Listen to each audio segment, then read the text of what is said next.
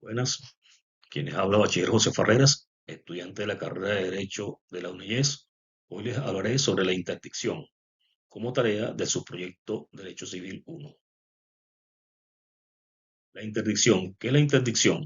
La interdicción, según Gorrondona, es una institución del derecho civil que tiene como finalidad cesar de manera total o parcial la capacidad de negociar que de una persona, por supuesto, que por su edad o por la vía de la emancipación ostenta una persona como consecuencia de un estado habitual de defecto grave, que puede ser total, o por condena penal parcial.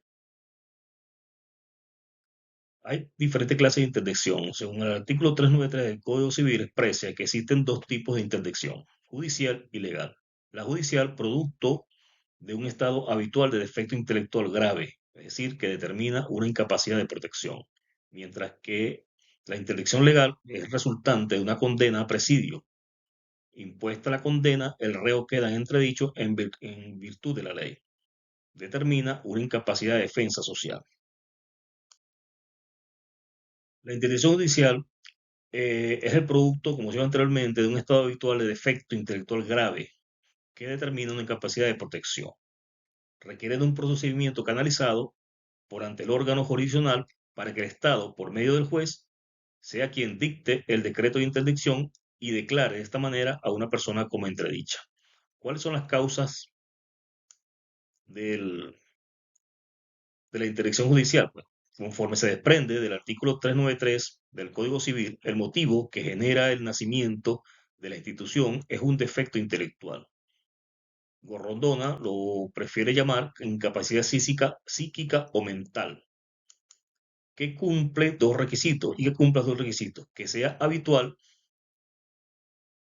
y además de tal relevancia que trae consigo la incapacidad del sujeto de proveerse sus propios intereses o medios, lo que ha calificado que el defecto intelectual debe ser grave también. En resumen, para que exista una interdicción judicial, el defecto, además de habitual, debe ser grave. En cuanto a la interdicción legal, como se dijo anteriormente, las causas son producidas por condena penal a presidio. Esto se explica de la siguiente manera. En el ámbito penal, las penas se dividen en corporales, no corporales, principales y accesorias, tal como lo expresan los artículos 8 y 11 del Código Penal. Dentro de las penas principales y corporales se encuentra, entre otras, la de presidio. Y conforme al artículo 13 del mismo cuerpo normativo, una pena accesoria de la de presidio es la interdicción civil, o entre paréntesis legal, de tal manera que la interdicción permanece o dura hasta que cese la condena a presidio. Es decir, siendo la interdicción legal una pena accesoria de la pena principal de presidio, se aplica el principio general de lo que lo accesorio sigue la suerte de lo principal. Es decir, una vez extinguida la pena por cualquiera de sus modalidades, debe igualmente cesar la interdicción. Hablaremos ahora sobre los legitimados activos, que se clasifican como quienes pueden solicitar la interdicción.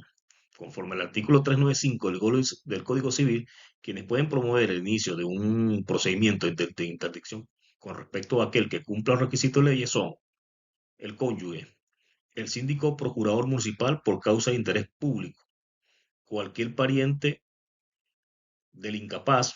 El juez también puede proceder de oficio aplicando el principio de sección dispositivo en los términos del artículo 11 del Código de Procedimiento Civil, es decir, también por interés público.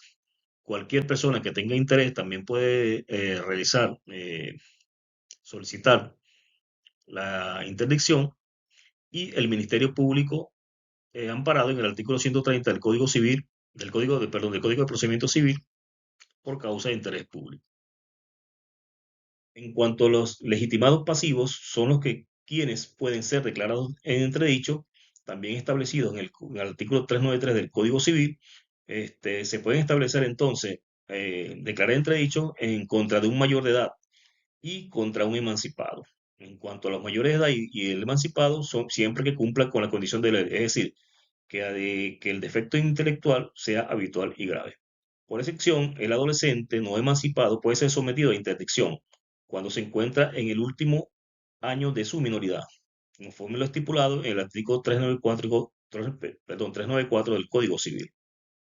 En cuanto al procedimiento para la interdicción, comienza por el legitimado activo que promueve la interdicción o el mismo juez que proceda de oficio, se inicia el proceso. Estoy apoyado en el artículo 11 del Código de Procedimiento Civil. El juez lo puede realizar de oficio. En segundo término, tenemos que se procede a realizar una averiguación sumaria sobre los hechos que motivaron el respectivo proceso. El juez nombra a dos expertos o facultativos para que examinen la persona. Y conforme el artículo 396 del Código Civil, el juez también interrogará a dicho sujeto y a cuatro personas que sean parientes inmediatos. Hecho esto, esta diligencia y de arrojar resultados que traigan consigo la presunción de la existencia del defecto intelectual grave, el juez decretará la interdicción provisional y nombrará un tutor interino ordenado seguir el proceso por los trámites del juicio ordinario. De lo contrario, el juez decreta por terminado el juicio, es decir, de no existir la presunción de defecto intelectual grave. Eh, Seguidamente, el decreto de interdicción provisional traerá, además del inicio de la protección, la apertura del laxo probatorio.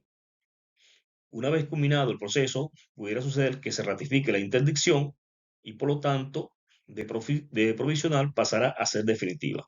O al contrario, que el juez considere que no estén dados los supuestos para decretar la interdicción, declarando sin lugar el procedimiento. Muchas gracias por su atención. Aquí le presentamos las referencias consultadas.